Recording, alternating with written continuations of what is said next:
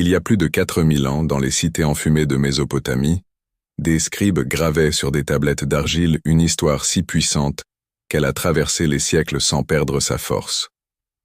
C'est le récit de Gilgamesh, roi d'Uruk, 2/3 dieu, 1/3 homme, dont la légende pose une question vertigineuse. Comment accepter que nous sommes mortels? Gilgamesh n'est pas un héros comme les autres. Fort comme 10 hommes, mais orgueilleux et cruel, il écrase son peuple sous le poids de son arrogance. Les dieux, lassés de ses excès, décident de lui opposer un égal. Enkidu, un homme sauvage né des steppes, couvert de poils, vivant parmi les gazelles. Leur première rencontre est un choc, un combat titanesque qui secoue les murs d'Uruk. Mais au lieu de se détruire, ces deux forces jumelles deviennent inséparables.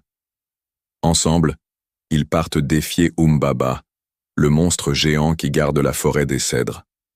Ensemble, ils humilient Ishtar, la déesse de l'amour et de la guerre, en tuant son taureau céleste envoyé pour les punir. Mais les dieux sont impitoyables. Pour venger l'affront, ils condamnent Enkidu à mourir lentement, rongé par la maladie. Gilgamesh, témoin impuissant de l'agonie de son frère, sombre dans une terreur existentielle. Moi aussi, je vais pourrir comme lui. Refusant ce destin, il part en quête du seul homme à avoir échappé à la mort, Utanapishti, le Noé mésopotamien, survivant d'un déluge oublié. Après un voyage périlleux aux confins du monde, Gilgamesh le trouve enfin. Mais la réponse qu'il reçoit est cruelle. L'immortalité n'est pas pour les hommes. Utanapishti lui confie pourtant un dernier espoir, une plante magique cachée au fond des eaux, capable de redonner la jeunesse. Gilgamesh la trouve, pour la perdre aussitôt, volée par un serpent. Déjà, dans ce texte ancien, le serpent symbolise la perte de l'éternité, comme dans bien d'autres mythes. Défait, il rentre à Uruk les mains vides. Mais en contemplant les murailles de sa cité bâtie pour durer 1000 ans, il comprend. L'immortalité n'est pas dans le corps, mais dans ce que l'on crée. Parce que Gilgamesh, c'est nous.